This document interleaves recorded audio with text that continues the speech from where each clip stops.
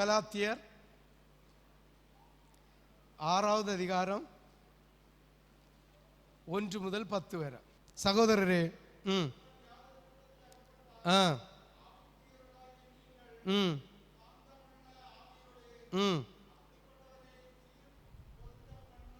பண்ணுங்கள்.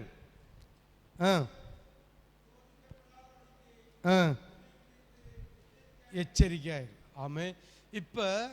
இப்ப பாருங்க, முதல்ல நான் சொல்லிட்டே வந்தேன், தீமையில அகப்பட்டிருக்கிறவங்களுக்கு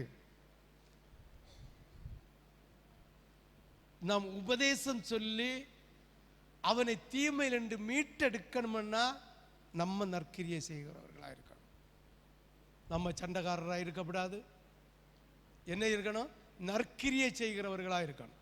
ஹல்லேலூயா, ஹல்லேலூயா, ஹல்லேலூயா. நான் வாசிக்க பாருங்க. சகோதரரே, ஒருவன் யாதொரு குற்றத்தில் அகப்பட்டால் ஆவிக்குரியவர்களாகிய நீங்கள், உங்களுக்கு என்ன பேர் தந்திருக்காரு? ஆவிக்குரியவர்களாகிய நீங்கள்.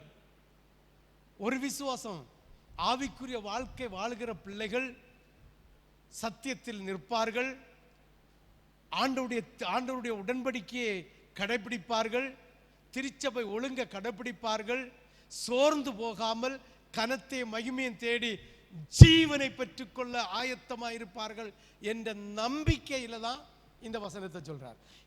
ஹல்லேலூயா.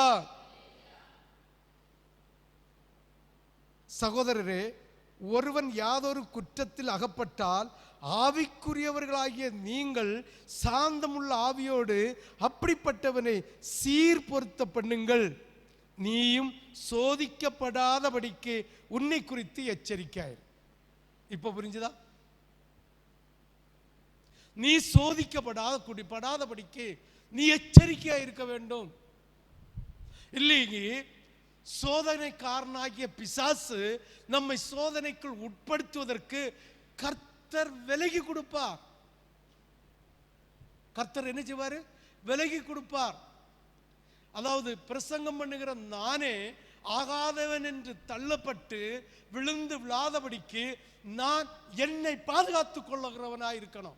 ஆவிக்குரியவர்களாய் இருக்கிற நீயும் நானும் திருச்சபை என்கிற ஒழுங்கை நற்கிரியை செய்து சோர்ந்து போகாமல் கனத்தையும் மகிமையும் அழியாமையும் தேடி ஜீவனை பெற்றுக்கொள்ளாமல் எப்படி நீ கெட்டு போகிறவர்களை மனம் திரும்ப வைக்கிறது நிமித்தம் உன்னை சோதனைக்குள்ளாக பிசாசு அமிழ்த்த மாட்டானோ?